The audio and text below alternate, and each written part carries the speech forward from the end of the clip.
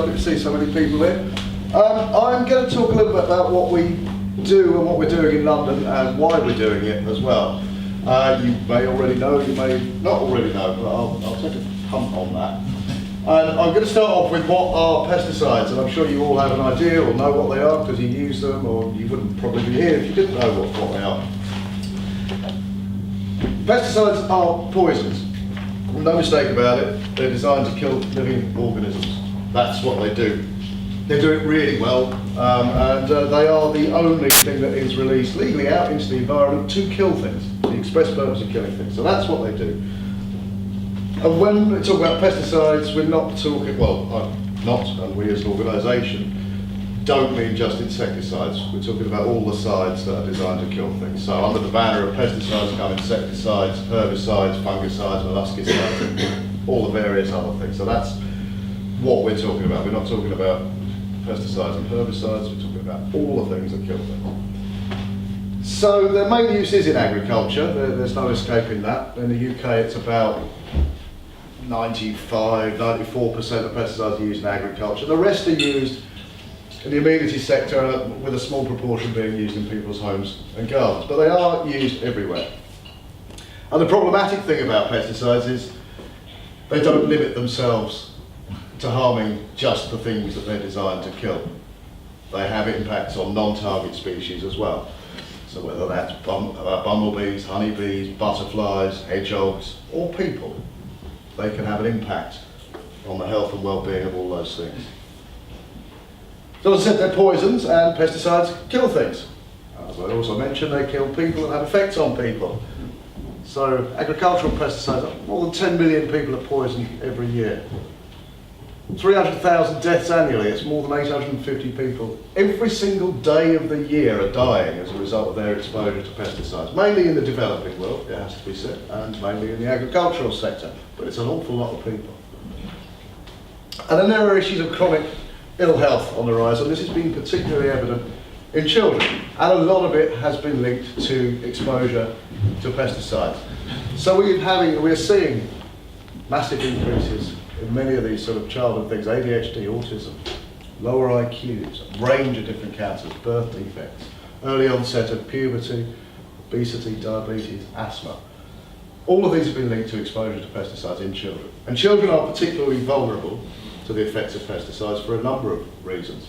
They're smaller, so their intake as a ratio to their body mass is much greater. They tend to play and work, so that was just more than my children go to work. They're still doing for that. They play and spend their time in areas more closely with pesticides. So if they're in apartments being sprayed, well, they're right down in the ground, in the dirt, getting exposure to pesticides. They're touching animals that have got pesticides in their flea collars and this sort of thing. So children are more exposed, and their developing bodies are more prone to the effects of pesticides. And these are effects that can last into late life.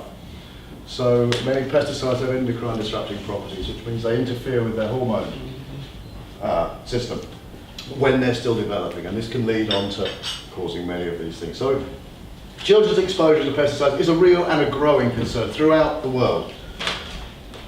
And it's not just people. Oh, no, sorry. So this is taken from the previous amenity survey report. You've actually got a copy of the most current amenity survey report on a USB stick that we'll give you later. But this was the 15 most frequently used pesticides in the amenity sector. Now, of those top 15, 13 of them are proven, possible, probable human carcinogens. We've got over there suspected endocrine disruptors, the things that really interfere with children's development. We've got acutely toxic, developmental, reproductive toxins. So these are all being sprayed on the streets, parks, playgrounds, hospitals, schools, where we and our children live, work and play, particularly work. And so it's not just people. There are huge environmental impacts associated with the use of pesticides. And again, it's agriculture, but urban amenity pesticide use plays its part as well. So there has been a large-scale, long-term decline in wild bees across England. And not only wild bees, but honeybees as well. So you are probably all well aware of the issues with neonicotinoid insecticides that have been decimating bee populations around the world. And we have just had three of the most toxic neonicotinoids banned from use throughout Europe, which is a step in the right direction, but is by no means the full solution. Oh.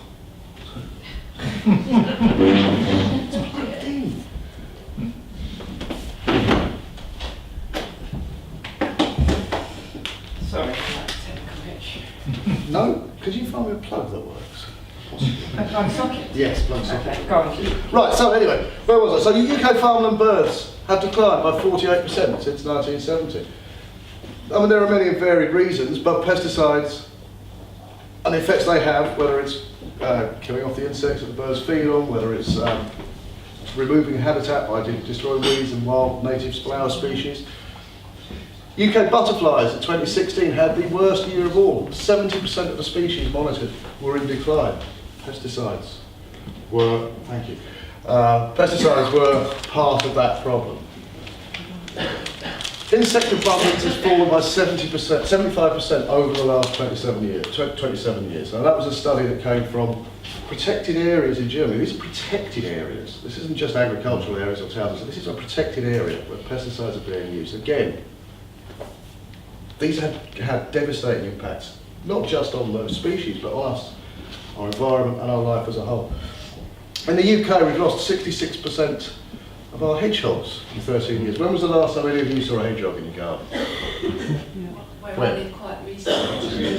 There you go. But that's not many of you, though. That's not many of you. And you know, in the 70s, you used to have hedgehogs coming around all the time. Again, there are a range of issues, but pesticides are one of them. We had a 68% decline in common toad populations in the past 30 years. And actually now we've moved towards saving the bees. Frogs and toads, amphibians, could be the next bees because they are particularly prone to the effects of pesticides, and we will be losing them.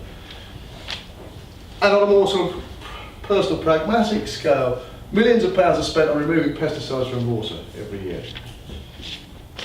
And the water companies spend that money and then they charge us for it in our water bills. And actually a lot of that does come from hard surface runoff. So towns and cities are particularly at the forefront of polluting our water sources. So that's just some of the effects of pesticides. And every year hundreds of tonnes of toxic pesticides are used in our towns and cities. The majority of them are herbicides, glyphosate and 2,4-D being the most commonly used. And both of those are suspected of being carcinogenic to a greater or lesser extent. We can talk about glyphosate later, but I'm going to try and leave it as a bit of a contentious issue. But I will come back to it in a later presentation, one of my three. And the real point is that there's no real reason to use pesticides in our towns. There's no economic reason. We're not growing food to feed a growing population. There are none of the drivers that agriculture has for maintaining pesticide use. There really is no reason. And the only thing we grow in our towns and cities is our children. And I've already explained that the effects on children of pesticide exposure are one of the real concerns about them. So we need to be doing something different. And that's what we've tried to do. Now we're a small organisation, as Josie says, there are 8 of us in total, I think. So we can't, much as I love going out and talking to people like you, Colchester Fuchsia Society, as I did last night. We can't get round to every town, city in the country. So what we did, we thought we'd start a campaign. We'll try and encourage the public, local residents, to create their own campaigns, to tell their own councils or their own areas that they want something different. So we've created a range of materials. You may have seen some of them. This is just a small selection. All of them are available for anyone to download, print off, distribute, use as they like, to help them establish their own campaign.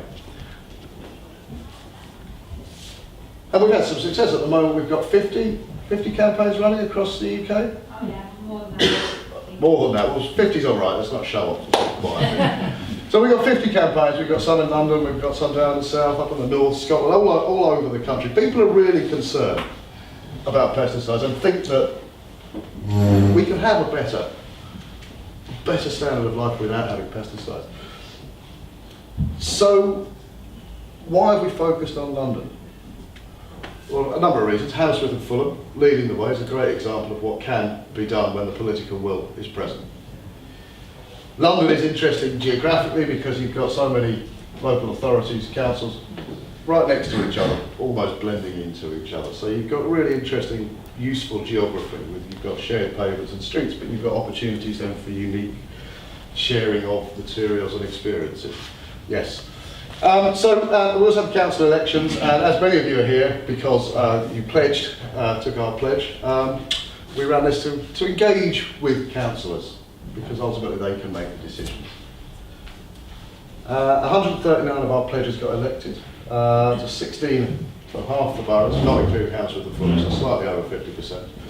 We got every councillor from Richmond and Lambeth councils took the pledge, so that's a great step forward to making some real change.